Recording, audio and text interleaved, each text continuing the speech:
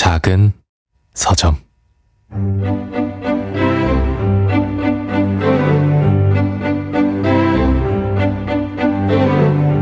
안녕하세요.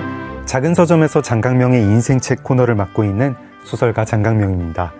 지난주부터 읽기의 미래라는 주제로 읽기의 첨단에 있는 네 분을 모시고 있는데요. 오늘은 그 두 번째 시간으로 지식구독 서비스 플랫폼 롱블랙을 운영하는 타임앤코의 임미진 대표님을 초대했습니다. 임미진 대표님은 신문사에서 기자로 일하시다 퇴사 후 구독 서비스 기획자로서 성공적인 활동을 하고 계신데요. 임미진 대표님의 인생에 영향을 끼친 책은 무엇인지 만나보겠습니다.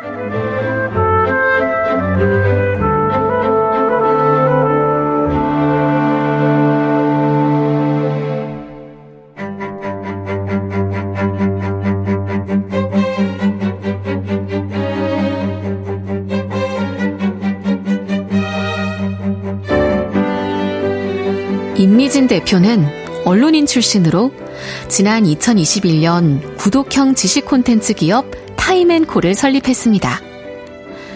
책을 읽지 않는 시대에 스마트폰에서 좋은 글을 읽는 습관이 필요하다고 생각해 타임앤코를 창업했다고 밝혔는데요. 이러한 생각에서 만들어진 유료 구독 서비스 플랫폼이 롱블랙입니다. 롱블랙은 매일 한 편의 긴 글을 업로드, 구독자의 SNS로 알림을 보내오는데요. 책 한 권보다는 훨씬 가볍고 7분 정도면 읽을 수 있는 분량입니다.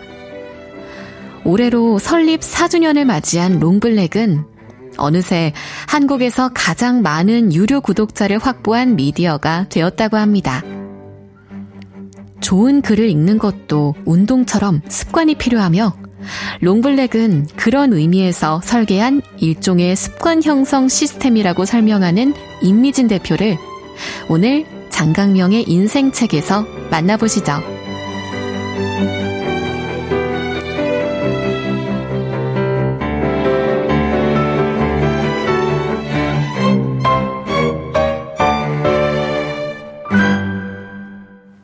대표님 안녕하세요. 안녕하세요. 네, 오랜만입니다. 저희 네. 한 3년 만인가요?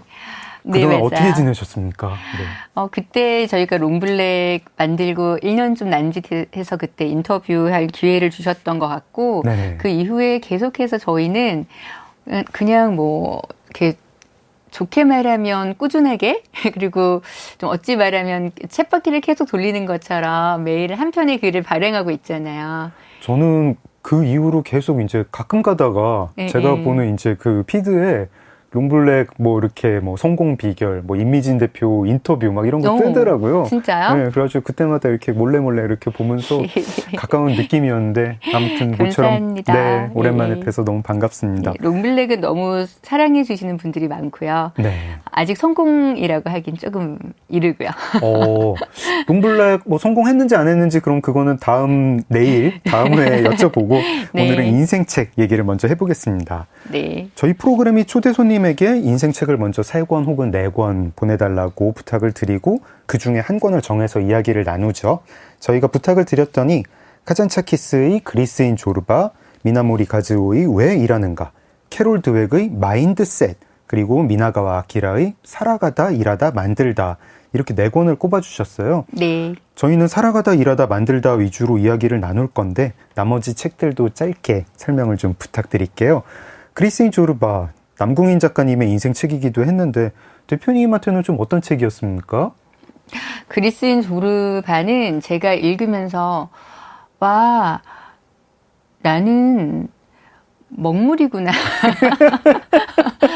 라는 걸 깨닫게 해준 그런 책이었어요. 이건 진짜 먹물들의 가슴을 후벼 파는 아니 근데 그 조르바 아마 제 생각에 장강명 작가님도 그 책을 읽으면서 나는 이 조르바가 조롱하는 먹물이구나라는 생각을 하셨을지 모르겠어요. 제 생각에 그리스인 조르바를 읽은 먹물의 반응은 두 갈래예요. 하나는 근데 어쩌라고 이거고, 약간 또 한 부류는 난 진짜 먹물이구나, 부끄럽다, 자유롭게 살고 있지 못하다 이런데 저는 약간 조르바 좀 이렇게 그렇게 못 살겠어요. 그냥 읽으면서 좋은 책인데 나는 그닥 난 먹물인 게 좋아. 뭐 약간. 대표님은 안 그러셨던 건가요? 저는, 안 그랬다기보다는, 제가 막연히 생각했던, 이렇게 사는 삶이 정말 멋지다. 라고 생각했던 걸 그 조르바한테 발견했던 것 같아요. 그리고 제가 그 책을 좀 같이 이야기를 나눌까 했던 이유는, 제가 롱블랙을 만들 때 처음으로 굉장히 중요하게 생각했던, 키워드 중에 하나가 감각이었거든요. 감각이 뭐지라고 했을 때, 저는 이제 중앙일보 있을 때, 네. 신문사 있을 때 경제산업부 기자를 오래 했잖아요. 근데 네. 그때 비즈니스를 이끄는 진짜 핵심적인 요인이 뭐지? 라고 했을 때 저는 그게 기술이나 자본이 아니라 네. 감각이라고 생각했거든요. 제가 그걸 이렇게 많은 성공한 비즈니스맨들을 보니까, 네. 피플을 보니까 사람들이 좋은 학교 나온다고 성공하는 것도 아니고 그렇죠. 꼭 기술이 있거나 돈이 많아서 성공하는 것도 아닌데 그게 뭘까라고 했을 때 난 그게 감각인 것 같아라고 생각했는데 그러면 어떤 사람이 감각이 있는 사람이지? 감각이 뭐지? 이런 얘기를 했을 때 조르바가 굉장히 탁월한 점은 나는 뭐가 좋아? 라는 걸 너무 오감으로 다 느끼잖아요. 네. 그리고 나는 그걸 좋아한다고 입 밖으로 뱉을 수 있잖아요. 그렇죠. 제가 느꼈던 건 그런 사람이 자기가 뭘 좋아하는지를 낚아채고 그걸 더 파고 들어가서 다듬고 그걸 통해서 다른 사람에게 이거 좋지 않아? 라고 제안하는 사람이 지금의 비즈니스 리더들 아닌가라는 생각이 들었어. 진짜 제가 사실은 그리스인 조르바랑 나머지 세 권은 좀 결이 다르지 않나. 나머지 세 권은 되게 이제 열심히 일하고 어떤 일과 삶의 태도를 강조하고 하는데 조르바는 좀 그런 거 아니지 않아라고 생각을 했었는데 대표님 말씀 들으니까 이해가 돼요. 어떤 저희가 또 이제 저는 비즈니스 리더인 적이 없고 리더들을 그렇게 많이 만나지는 못했는데 뭐 이렇게 좀 약간 모범생 같은 관리직들을 많이 만났죠. 맞아요. 네. 근데 리더들은 좀 다르긴 한 것 같아요. 진짜 어떤 야성? 그리고 야생에서 성공하는 거는 모범생 기질이 있는 사람이 야생에서 성공하지는 않는 것 같아요. 맞아요. 진짜 어떤 뭐라고 불러야 될지 모르겠지만 감각, 야성 이런 네, 맞아요. 것들. 저도 그걸 이 사람들이 가지고 있는 공통점이 뭐지라고 하다가 2010년도 좀 더 됐는데요. 그때쯤에 나는 그걸 감각이라고 부르고 싶어. 라고 얘기하고 그걸 이제 제가 사회학을 전공했는데 네. 사실 석사 과정에 들어가서 공부도 하고 싶었어요. 근데 네. 제가 이제 학문적인 공부에 잘 맞진 않았기 때문에 그 꿈은 접었지만 네. 늘 그 키워드를 마음에 품고 있었거든요. 근데 제가 조르바를 볼 때 어떤 느낌이 드냐면 모두가 이렇게 사실 조르바는 굉장히 자유분방하게 살잖아요. 저는 네. 그 어떤 부분에 있어서는 사람이 그렇게까지 뭐 자기가 하고 싶은 것만 무작정 할 수는 없는 거니까 네. 그 모든 삶에 찬동하지 않지만 적어도 조르바가 그 인생을 즐기고 느끼는 그 순수한 마음이 굉장히 중요하다. 그리고 그게 심지어 되게 많은 부모님들이 아이들에게 공부할 때는 네. 사실은 아이들이 그야말로 이게 소위 말하는 성공하길 원하잖아요. 네. 근데 제가 사실 롱블랙을 만들 때 하고 싶었던 말인 그거거든요. 공부를 계속 한다고 과연 우리 아이들이 여러분 생각하는 것처럼 성공의 무기를 쥐게 될까요? 라는 말도 저는 사실은 하고 싶었던 것 같고 롱블랙을 통해서 네. 그 이야기의 연장선상에 있는 게 조르바 인 것 같아서 그 이야기를 좀 하고 싶었어요. 저희 남궁인 작가님이 보신 조르바랑 또 다른 관점의 조르바인데 되게 설득됩니다. 대표님의 인생책 중 가장 먼저 카잔차키스의 그리스인 조르바 이야기 들어봤고요. 두 번째 책 미나모리 가즈오의 왜 일하는가. 이 책 되게 흥미롭더라고요. 원래는 이 책으로 하시겠다고 하시다가 네, 맞아요. 네. 조르바 같으면 그냥 이 책으로 했을 텐데 약간 뭐가 염려가 되셔가지고 안 하신 거죠? 네. 아니 왜냐면 네. 저는 이나모리 가조를 굉장히 존경하고 네. 정말로 대단한 분이잖아요. 네. 그 도세라라는 회사를 이제 정말로 커다란 회사로 키우시고 또 네. 그러고 나서 네. 굉장히 무너져가는 일본의 항공사를 또 맡아서 네. 또 그것도 재건시켜 놓으신 정말 탁월한 경영자. 그런데 제가 그분한테서 더 좀 존경하는 부분은 뭐냐면 자신이 경영을 하면서 배운 많은 것들을 정말 수십 권의 책으로 남기셨어요. 그래서 네. 제가 아는 많은 한국의 경영인들도 이분의 요코하마에서 열리는 이분의 연례 그 강연회를 7년 연속 참여하신 분들도 있을 정도로 이분의 경영 철학을 많이들 배우려고 노력하는 분인데요. 네. 제가 이분의 어떤 책들을 읽을 때 어떻게 보면 원래 사업가가 아니었지만 사업가로 이제 변신을 하게 되잖아요. 저도. 네. 그래서 늘 이제 사업이란 뭐지, 경영이란 뭐지 늘 고민을 많이 하고 특히 이제 지금도 사업은 너무나도 어려운 일이지만 저한테 초기에는 정말로 많은 순간 하루에도 수십 번씩 제가 가진 자질에 대해서 의문을 품고 좀 무너질 것 같은 순간들이 되게 많았거든요. 네. 그런데 제가 왜 일하는가라는 책을 통해서 굉장히 큰 위안을 얻었던 게 뭐냐면 이 책을 관통하는 하나의 문장을 꼽자면 일이란 영혼을 단련하기 위해서 하는 일이다. 네. 저는 그 말이 저를 좀 많이 붙잡아 준 것 같아요.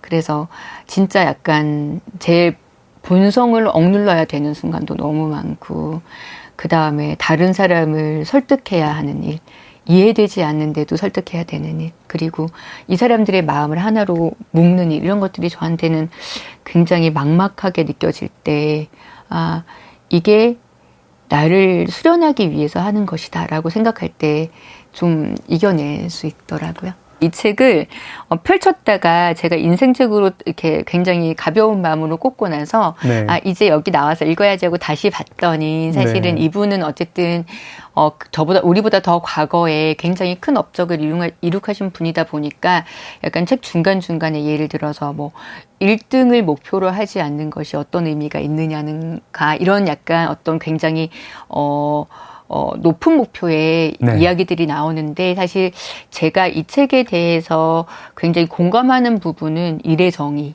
네. 그리고 그 일에 접근해야 되는 태도 이런 것들에 굉장히 크게 공감하고 다만 저는 롱블랙을 하면서 굉장히 다양한 사람들을 만나다 보니까 네. 사업이라는 게 꼭 1등이 되기 위해서 한다거나 큰 어떤 성취를 해야만 의미가 있다거나 사실 그렇게 여기지는 않게 됐어요. 네. 그러다 보니까 이 책을 좀 꼽았다가는 전체의 책의 내용에 제가 굉장히 지지를 보내는 것처럼 이제 생각이 됐을 때 어떤 분들은 좀 상처를 받으실 수 있을 것 같더라고요. 그래서 네. 인생책이지만 일본이라고 말하기는 어렵다. 이렇게 좀. 저희가 한 50분이 아니라 한 150분 정도였으면은 충분히 이야기할 수 있을 텐데 네. 다음 기회가 있기를 바라면서 네. 미나모리 가즈오의 왜 일하는가에 대해서 들어봤고요. 세 번째 인생책이 캐롤 드웨그의 마인드셋. 그렇죠? 이것도 좀 부탁드릴게요. 마인드셋은 정말 제가 팀원분들한테 다 일독을 권하고 때로는 이제 사서 주기도 하고 네. 저 역시 여러 번 읽으면서 제 마음을 좀 많이 다잡는 데 도움이 됐던 책이고 정말 많은 분들께 좀 권하고 싶어요. 근데 아까 말했던 왜 일하는가와 네. 굉장히 일맥상통하는 내용이 있는 게 뭐냐면 저도 스스로 나에게 일이란 뭐고 나는 왜 이렇게 무언가를 찾아서 늘 발버둥을 치고 있지? 내가 뭘 찾고 있지? 라는 질문을 스스로 많이 던지게 됐던 것 같아요. 특히 기자로 제가 15년을 일했는데 마지막 한 5년 정도에 제가 느꼈던 굉장히 큰 갈증. 내가 작년에 나와 크게 다른가? 라는 그 갈증들이 저를 엄청 괴롭게 했었거든요. 네. 그래서 그렇게 하다가 제가 신사업을 찾게 되고 그렇게 하다가 이제 사업을 찾아서 나오게 됐는데 그런 과정에서 제가 느꼈던 건 영혼의 단련이라는 말도 했었지만 저는 일을 더 나은 사람이 되기 위한 방편으로 삼는 것 같고 네. 근데 그렇게 더 나아지고 싶어서 일을 할 때 약간 저를 가로막는 것들이 뭐지? 라는 것들을 마인드셋을 읽고 나서 알게 됐어요. 그게 뭐지라고 했을 때 제가 스스로 계속 내가 탁월하다는 걸 증명하고 싶은 마음. 그게 저를 굉장히 발목을 잡는다는 걸 알게 됐어요. 예를 들어서 기자들이 네. 회의를 한다고 생각하지만 제가 사업을 시작해 보니까 기자들의 회의는 회의가 아니더라고요. 아, 그래요? 기자들은 회의 시간에 협력을 하지 않고 경쟁을 하잖아요. 아, 그렇죠. 예. 예. 주간 발제 회의 뭐 이런 거 하면 저 이거 취재하겠습니다. 이거 취재하겠습니다 하면 맞아요. 뭐 이렇게 근데 팀장이 약간 한정된 예. 지면을 가지고 너 그러면 그게 더 나아. 예를 들면 그렇죠. 그러면 기자들은 왜 내가 취재하려고 하는 아이템이 더 나은 아이템인지를 주장하지. 그렇죠. 예를 들면 너 그게 있으니까 내가 그럼 나는 이런 아이디어가 있는데 우리 이렇게 하고 하나를 만드는 게 아니라 콘테스트죠. 맞아. 네. 우리는 조각보를 만드는 조각들을 내는 거고 그렇죠. 그걸 편집 후해서 조각보로 만들잖아요. 네. 근데 제가 그 경험을 하지 못하다 보니까 처음에 어떤 그 사업을 시작하고 나서는 회의 시간에 계속해서 내 말이 맞다는 걸 너무 증명하고 싶은 거예요. 그게 굉장히 우리 사업이 진척되는데 발목을 잡고 있다는 걸 나중에 알고 내가 가지고 있는 이 마음이 뭐지라는 걸 이 책을 통해서 알게 됐어.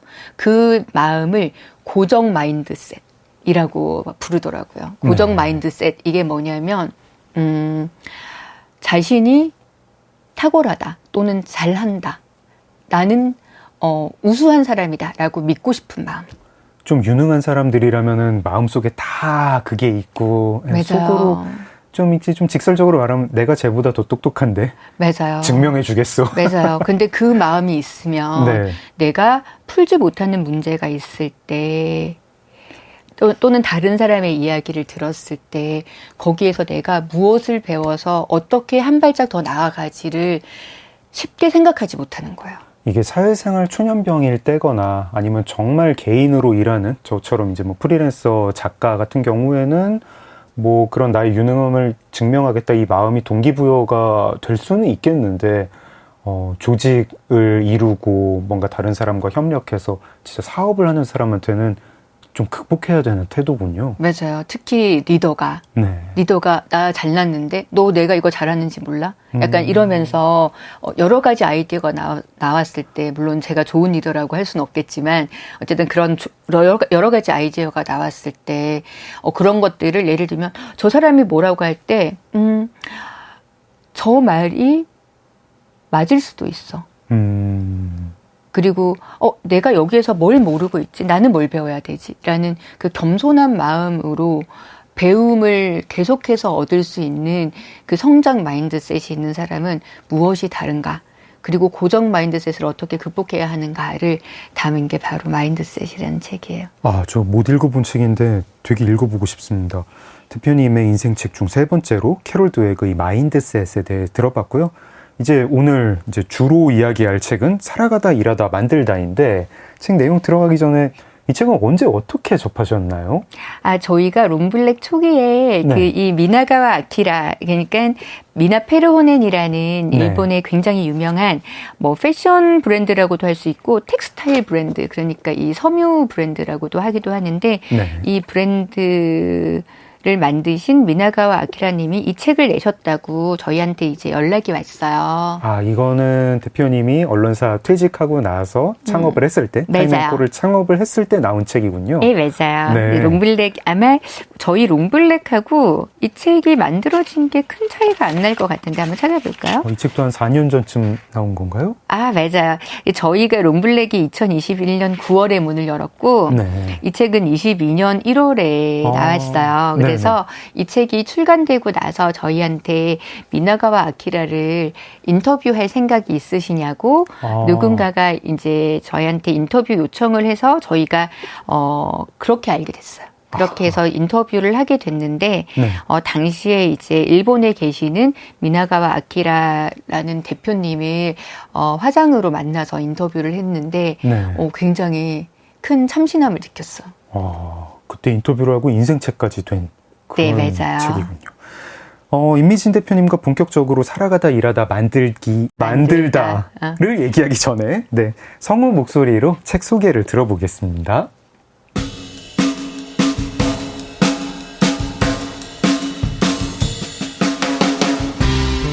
임미진 대표의 인생책 살아가다 일하다 만들다는 패션 라이프스타일 기업 미나 페르호넨 창업자 미나가와 아키라의 삶과 일에 대한 철학을 담은 책입니다. 일본에서 패션을 전공한 미나가와 아키라는 핀란드, 노르웨이 여행을 하며 많은 영감을 받아 미나 페르호넨이라는 브랜드를 만들게 됩니다. 아키라는 이 책에서 일하는 기쁨, 좋아하는 일을 오래 해나가는 힘, 협업의 가치를 이야기하고 있는데요. 속도와 효율을 중시하는 현대사회에서 뚜벅뚜벅 자신만의 디자인을 추구해온 장인 정신을 들여다볼 수 있습니다. 미나 페르호넨의 텍스타일 패턴에는 어린 시절 찰흙으로 무언가를 만들던 기억, 육상선수로서 최선을 다했지만 좋은 결과를 얻지 못했던 경험 같은 미나가와 아키라의 추억이 담겨 있다고 하죠. 빠른 소비와 유행을 좇기보다는 오래도록 사용할 수 있는 100년의 디자인을 추구해온 미나가와 아키라의 이야기가 담긴 살아가다, 일하다, 만들다. 타임앤코 임미진 대표의 인생책입니다. 작은 서점 장강명의 인생책, 지식 구독 서비스 플랫폼 롱블랙의 임미진 대표님과 함께하고 있습니다. 성우 목소리로 저희가 설명을 듣긴 했는데 대표님께서도 한번 소개를 해주세요. 살아가다 일하다 만들다, 어떤 책인가요? 살아가다 일하다 만들다는 그 미나 페르호넨이라는 패션 브랜드의 창업자가 어떤 생각으로 이 미나 페르호넨이라는 브랜드를 만들게 됐고, 그리고 그걸 어떻게 발전시키고 싶은지를 담은 책이라고 할 수 있는데요. 네. 제가 이 책에서 굉장히 좀 많은 감동을 받은 부분 중에 하나는 네. 사실은 앞부분이에요. 앞부분이에요? 저 근데- 앞부분 좀 심드렁하게 읽었는데. 네, 제가 우리 네. 작가님께서 앞부분이 좀 심드렁했다라고 하셔가지고 네. 그 부분이 참 재밌었어요. 왜냐하면 저는 이 앞부분을 읽으면서 네. 너무 큰 감동을 받았거든요. 그래요? 어떤, 그 앞부분에 이제 이게 책이 자서전, 맞아요. 뭐 에세이어랑 자서전 예. 중간 즈음이잖아요. 예, 그래서 예. 앞부분에 뭐 육상선수 되려다 못 됐고, 뭐 알고 맞아요. 봤더니 자기가 폐에 종양이 있었고, 뭐 찰흙으로 예, 뭐 맞아요. 붓을 만들고. 이 책의 앞부분이 유치원 때 찰흙굿을 만들면서 놀던 네. 그 기억으로 시작하잖아요. 그쵸. 근데 사실은 제가 롱블랙에서 네. 저희가 많은 분들을 인터뷰를 하는데 네. 저희가 늘 접근하는 방식이 사실은 이분이 책을 쓴 것과 굉장히 유사한 방식이에요. 저희가 이분 모든 분들을 생애사적으로 좀 인터뷰를 하거든요. 어렸을 네. 때 어디서 자라셨어요?부터 시작해서 네. 어렸을 때는 어떤 걸 좋아하셨어요? 어떻게 시간을 보내셨어요? 그래서 왜 그러지?라고 했을 때 저희는 약간 이분을 인간으로서 이해하고 이분이 어떻게 자라서 어떤 것에 관심을 둔 사람이지라는 걸 이해하는 게 이분이 어떤 중요한 결단을 내리게 된 배경이나 이분이 만들고 있는 것의 어떤 특성을 이해하는 데 굉장히 중요하다고 생각하거든요. 네. 그래서 이런 질문들을 되게 많이 해요. 네. 그런데 이걸 쓰신 걸 보면서 이분도 그게 굉장히 중요하다고 생각하는 분이구나. 그리고 저는 진심으로 제가 좋아하는 게 예를 들면 찰흙 경단을 빚던 그 네. 이야기를 굉장히 세심하게 하시잖아요. 네. 단단한 찰흙 구슬을 만들려고 찰흙을 하다가 모래를 한 겹하고 또 찰흙을 덮고 그 다음에 뭘 바르고 막 네. 이런 얘기를 연탄재를 바르고 막 이런 얘기를 하시잖아요. 유치원생이 꼬맹이가 맞아요. 구슬치기 할 때 더 단단한 구슬 만들려고 막 연구하고. 네, 맞아요. 네. 자기 구슬은 그래서 남의 구슬 다 깼다고. 네. 근데 그런 묘사를 보고 있으면 저는 어떤 생각이 드냐면 제가 이 유치원생을 보고 있는 것 같은 생각이 들잖아요. 네. 그러니까 저는 그게 굉장히 중요한 일인 것 같아요. 그런가요? 왜냐하면 저는 이제 롱블랙도 그렇고 이 책도 그렇고 근본적으로 전하고 싶은 건 아마 배움일 거라 생각해요. 나는 이 사람에게서 어떤 철학을 배울 수 있지? 근데 제가 늘 우리 에디터들하고 나누는 이야기가 뭐냐면 사람은 절대 머리로 배우지 않아. 가슴으로 배우는 거야.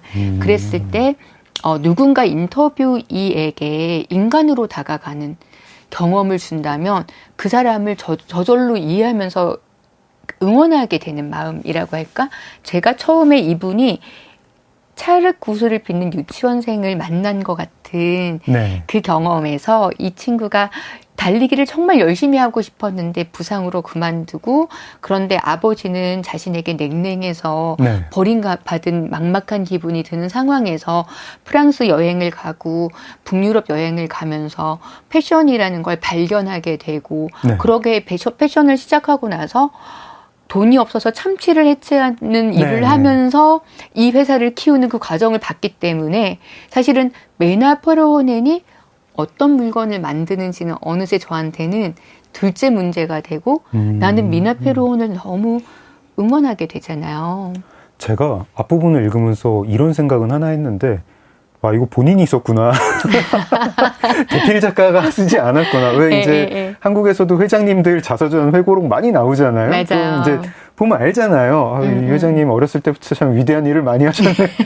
싹수가 참 아주 참 훌륭하셨구나. 맞아요. 어느 대필 작가가 얼마 받고 썼을까.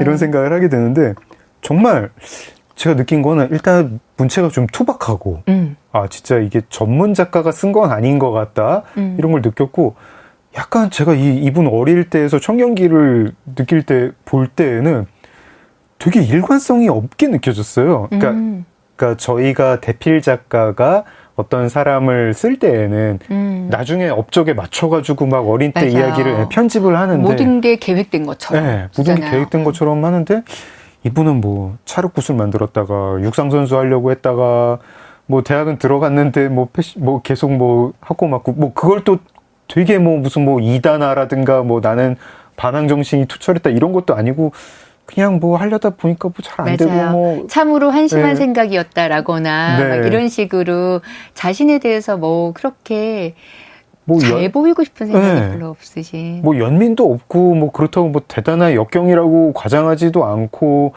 그냥 나도 왜 그랬는지 모르겠어 뭐 약간 뭐 그런 투도 있고 조금 이제 좀 양념을 뿌리면 굉장히 역경이라고 할 수 있을 것 같은 뭐 아버지와의 갈등이라든가. 맞아요. 예, 저는 뭐 특히 미나 페르호넨을 굉장히 젊은 나이에 만들고 나서 4년 동안 이제 돈이 없다 보니까 네. 어시장에서 참치를 해체하는 일을 하시잖아요.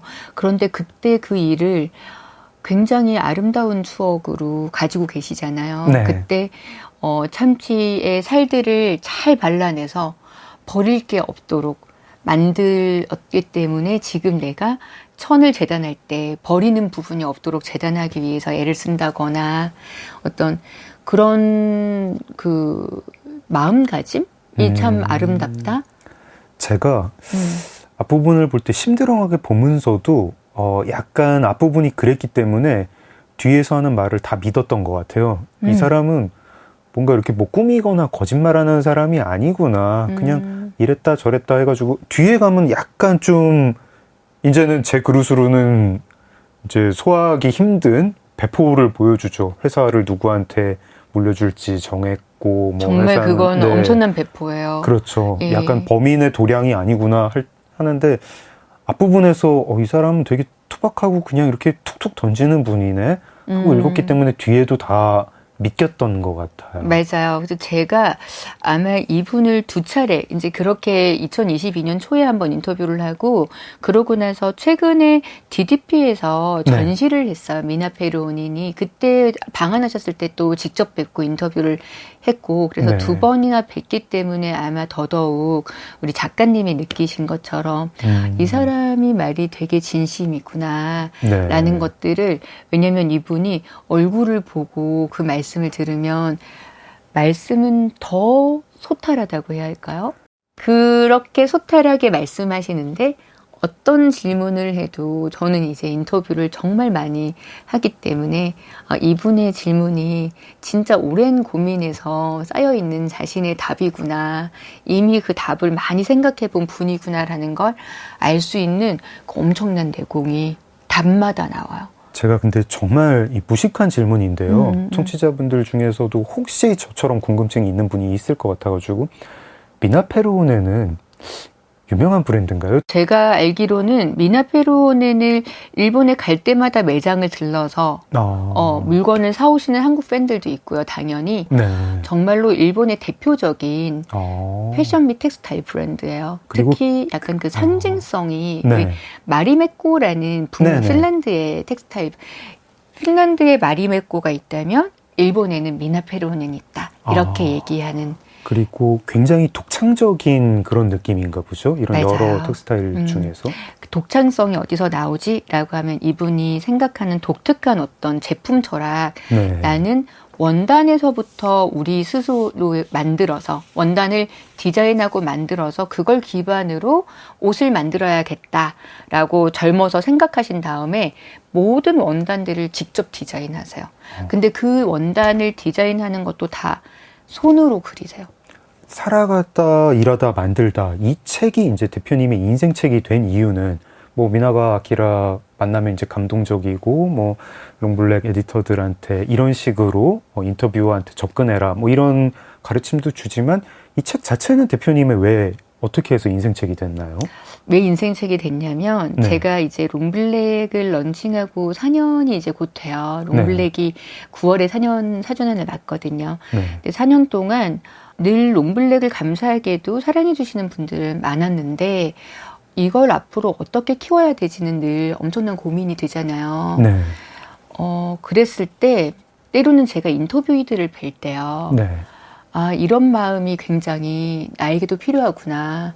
우리가 롱블랙을 키울 때 이 정도의 시야를 가지고 접근을 해야겠구나라고 생각을 어떤 깨달음을 주는 인터뷰이들이 꽤 계신데 네. 그 중에 정말로 큰 깨달음을 주시는 분이었던 것 같아요. 그런 인사이트는 창업자밖에 줄 수가 없겠군요. 또 뭐 물려받은 사람이거나 혹은 뭐 고용돼서 일하는 사람이거나 이거하고는 또 차원이 다른 자기가 만들어낸 사람, 자기가 만든 사람이 많이 궁금해하는 거고 만들어낸 그런가요? 사람만이 전해줄 수 있겠군요. 그 부분에 대해서는 저는 이제 비록 자신이 이 브랜드를 만들지 않았더라도 네.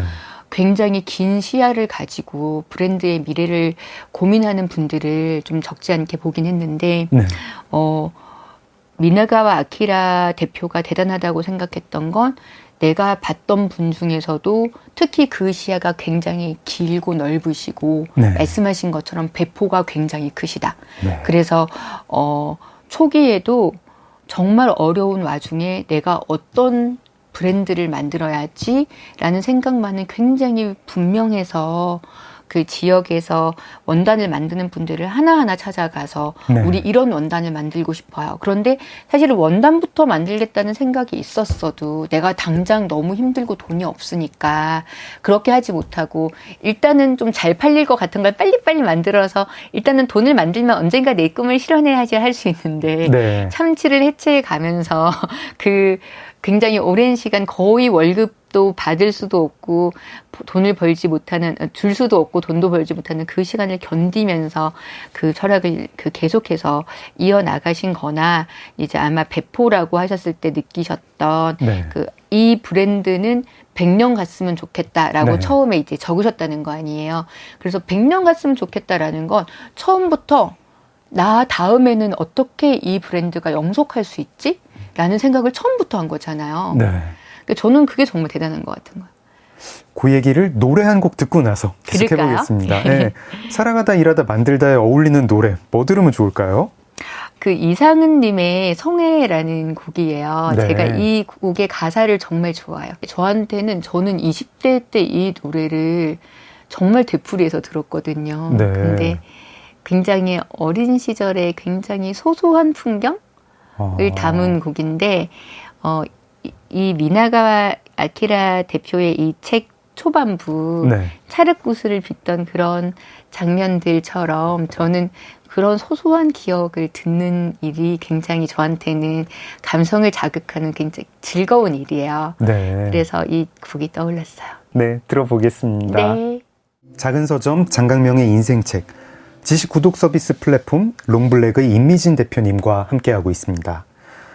미나카 아키라 이제 본격적으로 얘기를 해볼게요. 이 미나카 아키라도 그렇고 아까 이제 대표님의 인생책 저자들도 그렇고요.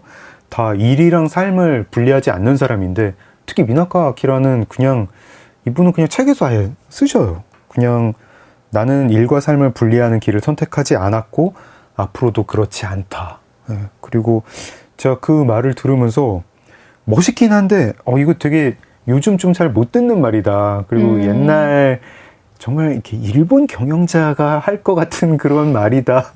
이런 생각도 했거든요. 요즘은 이제 이런 말 잘 안 하는 이유가 이런 말 하면 이제 워크라이프 분리를 안 하는 사람이구나. 혹은 뭐 일밖에 모르는 사람이구나. 혹은 일 때문에 다른 소중한 가치를 희생시킨 사람은 아닌가? 뭐 이런 좀 이렇게 그렇게 약간 생각할 수 있어. 맞아요. 생각도 그런 의심도 받을 수 있을 것 같고요. 대표님은 어떠세요? 대표님은 일단 일이랑 삶이 분리가 돼 있으세요? 전혀 안 되는 것 같아요. 아니 근데 네. 저는 미나가와 아키라 대표님이 네. 일과 삶을 분리하지 않을 생각이다라고 했을 때 그게 굉장히 그래 맞아. 그게 어떻게 분리가 되지? 라고 생각하긴 하거든요. 네. 작가님 어떠세요? 저도 분리 안 되죠. 네. 저한테는 소설 쓰기가 일이고 삶이고 뭐 그런데 근데 저는 그렇게 말할 수 있는 사람은 굉장히 행복한 사람이라는 행복한 생각이 거죠. 들어요. 맞아요. 네. 제가 어느 순간에 일과 삶이라는 말이 좀 이렇게 뭔가 일과 삶을 분리시킬 수 있는 것처럼 네. 프레임을 씌우는 것 자체가 좀 굉장히 어색한 일이잖아요. 왜냐하면 삶이라는 단어가 원래보다 더 큰 그쵸. 기도 하니까. 네. 그래서 그런 면에서는 제가 어떻게 생각을 했냐면 일과 삶으로 분리하지 말고 우리가 살아가면서 하는 모든 행위를 단순하게 보면 두 가지로 나눌 수 있는 게 아닌가 하고 저는 생각하게 됐어요. 하나는 네. 즐기는 것, 즐기는 것. 하나는 이루는 것. 이루는 것. 예를 들어 생각해보면 이루는 것은 소위 말하는 생산활동. 그러니까 뭔가를 내가 만들어 나가는 거죠. 그러니까 네. 뭐 오늘의 필요한 밥을 위해서 경제 활동을 하는 것도 당연히 이루는 거고 네. 아니면 내가 뭔가 사회를 위해서 남기고 싶은 걸 만들기 위해서 노력하는 것도 이루는 것이잖아요. 네. 그거 외에 즐기는 것은 뭐지라고 할 때 나의 기쁨을 위해서 내가 뭔가 소위 말하는 소비 활동인 거잖아요. 네. 내가 영화를 봐. 아니면 맛있는 음식을 먹어. 그런 것들이 사실은 즐기는 일이잖아요. 네. 근데 제가 생각할 때 가장 행복한 삶은 뭐지라고 할 때 이 즐기는 일을 가지고 이루는 일로 삼고. 이거는 흔히 얘기하는 뭐 취미를 일로 삼지 마라 이 조언하고는 정반대되는 이야기네요. 반대죠. 예, 내가 예를 들면 글쓰기를 좋아하시니까 네. 그걸 일로 삼아서 작가가 됐잖아요. 네. 또 중요한 건 뭐냐면 그 이루는 과정을 즐기는 거. 이루는 과정은 근데 사실은 이룬다는 일은 언제나 고통이 수반되잖아요. 네. 그런데 물론 이제 아침부터 굉장히 성실하게 글을 쓰시는 걸로 유명하잖아요. 성실하게 안 쓰면 큰일 납니다. 저는. 예, 예. 그렇게 글재주가 뛰어나지 않아가지고. 근데 저 먼 좋은 미래 너무 멋지다고 생각합니다. 이런 말씀 이런 멘트 아주 좋아요. 아니 근데 네. 그렇게 글을 쓰는 과정에 비록 때로는 힘들고 고통스럽지만 그 과정 자체를 즐기는 거. 보통 취미를 직업으로 삼지 말아라라고 얘기를 하시는 분들은 그걸 직업으로 삼으면 고통이 따라올 것이다. 그럼 너는 예전에 취미 즐길 때처럼 그걸 즐기지 못할 것이다. 이런 얘기 때문에 하는 거죠. 네. 대표님 그런데 그 고통까지도 사실은 정말 이제 일과 삶을 분리할 필요가 뭐가 있지라고 생각하는 사람은 그 이루는 과정을 사실은 즐기는 사람들이 많은 것 같아요. 근데 그게 제가 아까 말씀드린 것처럼 왜 일하는가 해서 정말 많은 고통을 우리가 일을 할 때 접하게 되잖아요. 그랬을 때 나는 이 과정이 나를 단련시키고 있어 라고 생각하면 그게 좀 일종의 즐거움으로 다가오기도 하거든요. 내가 어떤 일을 사랑해서 그 이루는 것을 하고 맞아요. 싶을 때 그때 고통이 다가오지만 그걸 분리할 수는 없는 거고 그 고통은 내가 껴안고 감싸 안고 통째로 즐겨야 된다. 네, 그럴 때 어떤 게 이제 도움이 된다고 생각하냐면 내가 사랑하는 이 일을 네. 내 업으로서 할 수 있다는 건 아무한테나 오는 축복은 아니거든요. 저도 지금 이제 말씀 나누면서 약간 걱정이 되는 게 이제 전하 대표님 참 운이 좋은 사람들이다. 맞아요. 네. 근데 사실 이 일이라는 게 어떤 사람을 다 담을 수 있는 그릇이 못 되는 작은 일들이 있잖아요. 그냥 그 일을 하면 부품처럼 해야 되는 일, 어떤 큰 조직에서 딱 정해진 뭐 관료 조직에서 해야 되는 일이라든가 그 일 자체가 어떤 한 인간을 담기에는 너무 작은 일, 이런 일도 있고, 그럼 저희가 이 일을 하면서 이거는 좀 내가 나의 삶이랑 좀 분리를 하고 싶다, 이런 마음도 좀 들 수 있는데 현실적으로 그런 직업 생활을 하는 분도 있을 거고, 저희가 그런 분들한테 그 일을 사랑해야 된다, 그 일에서 오는 고통도 껴안아야 된다, 이럴 수 있는 걸까요? 저도 사실 되게 조심스러운 얘기고 네. 모든 일에서 모든 사람들이 그 일을 하는 의미를 찾기 힘든 환경이 물론 있다고 생각해요. 네. 제가 막연히 생각하기에는 일의 종류도 종류지만 네. 어떻게 보면 그 조직의 문화, 그 조직의 목표가 네. 그 사람에게 의미를 찾기 힘들게 하는 환경들이 사실은 있잖아요. 뭐 저희가 이제 다른 직업군을 예로 들면은 굉장히 저희 잘 모르는 주제에 그럴 수밖에 없을 거고, 예를 들어가지고 언론업이 사양산업이 우리 둘이 됐잖아요. 굉장히 잘 아는. 네. 저와 대표님이 몸을 담았던 네네. 그때 저희 비슷한 즈음에 2000년대 초반에 들어왔던 기자들은 다 한 2010년대 중반 즈음에 이게 뭘 하고 있는 건가, 이런 회의감을 느꼈던 것 같아요. 맞아요. 그래서 저는 그런 것 같아요. 굉장히 적극적으로 내가 왜 이 일을 하지? 나는 이 일을 통해서 무엇을 이루고 무엇을 얻어가고 싶은 거지? 라는 질문을 굉장히 적극적으로 하고, 네. 그래서 그 질문을 통해서 뭔가의 의미를 찾아야지만 사실은 즐길 수 있다고 생각해요. 예를 들어서 예전에 그런 말이 있잖아요. 나사에서 청소부에게 무슨 일을 하냐고 했더니 나는 인류를 달에 보내는 일을 하고 있다. 네. 예를 들면 벽돌을 쌓는 사람이 나는 하느님께 가까이 다가가기 위해 성당을 짓고 있다 라고 말하는 사람들이 있잖아요. 네. 내가 하는 일은 벽돌 쌓기 또는 청소하기라도 이 일이 어떤 의미인지를 찾아내면 훨씬 더 그 일을 하는 과정을 즐길 수 있을 거고, 그 일을 통해서 내 영혼을 단련할 수도 있다고 저는 믿고 있긴 해요. 대표님은 어떻게 보면 하시는 일은 언론사에 있을 때랑 같은 일인데 그 언론사라는 틀은 벗어나신 거잖아요. 네. 그 틀이 그런 생각을 못하게 하는 그런 틀도 있을까요? 예를 들어서 내가 만드는 제품이 네. 누구를 위한 것이지? 어떤 가치를 전하고 있지? 네. 사실은 그게 전부라고 생각하거든요. 네.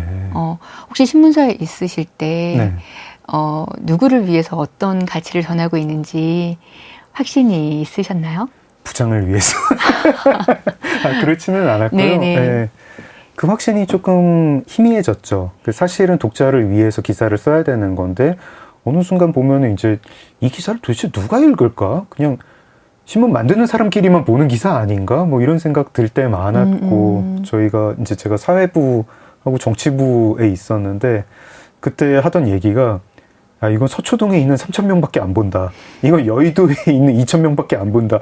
이런 기사들, 이게 도대체 나머지 수천만 국민에게, 수천만 한국인에게 무슨 의미가 되는 기사일까? 이런 기사들 좀 쓰면서 회의감이 있었어요. 그러니까 제가 느끼는 건 지금의 어떤 20대들은 저는 굉장히 훌륭한 세대라고 생각하는데, 네. 그 확신을 주는 일을 찾기 위해서 굉장히 열심히 찾아다닌다고 저는 생각하고 있고, 그런 자신의 확신을 줄 수 있는 회사라면 심지어 그 회사가 크든 작든, 그리고 월급이 많든 적든, 네.